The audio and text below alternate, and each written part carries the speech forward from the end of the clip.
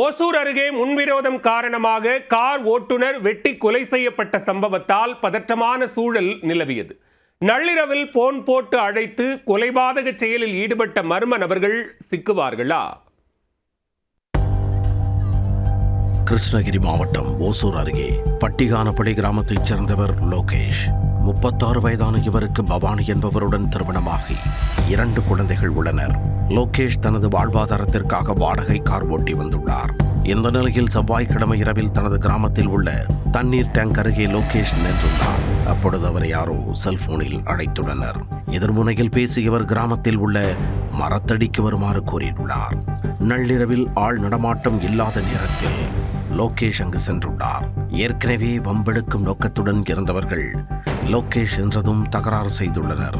தனியாக மாட்டிக்கொண்ட லோகேஷை சுத்து போட்ட மர்மனவர்கள் அரிவாள், கத்தி உள்ளிட்ட ஆயுதங்களால் சரமாரியாக வெட்டியுள்ளனர்.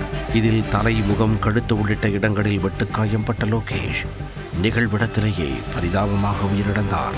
இந்த கொலை சம்பவம் குறித்து அறிந்த பாகலூர் போலீசார் சம்பவ இடத்திற்கு விரைந்து வந்தனர்.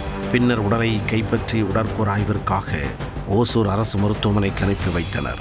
தொடர்ந்து மோப்பனாய் வரவழைக்கப்பட்டு அப்பகுதியில் விசாரணை நடத்தப்பட்டது. முதற்கட்ட விசாரணையில் சொத்து பிரச்சினை தொடர்பாக லோகேஷுக்கும் அதே பகுதியைச் சேர்ந்த உறவினர்களுக்கும் இடையே பங்காளி சண்டை இருந்து வந்தது தெரிய வந்தது. இதனால் ஏற்பட்ட முன்விரோதம் காரணமாக இரு குடும்பத்தினருக்கும் இடையே தகராறு ஏற்பட்டுள்ளது. அண்மையில் லோகேஷ் தரப்பினர் மீது எதிர் தரப்பினர் கொலைவெறி தாக்குதல் நடத்தியதாக கூறப்படுகிறது. இதுகுறித்து கொலை முயற்சி வழக்கு பதிவு செய்து அடாவடி கும்பலை போலீசார் கைது செய்துள்ளனர். அவர்களில் 2 ஜாமீனில் வெளியே வந்துள்ளனர்.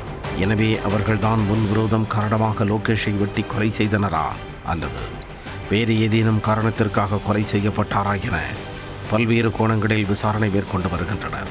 கார் ஓட்டுநரை நள்ளிரவில் போன் மூலம் பேசி தனியாக அழைத்து வெட்டி கொலை செய்யப்பட்ட சம்பவத்தால் ஓசூர் பகுதியில் பெரும் பரபரப்பு ஏற்பட்டுள்ளது.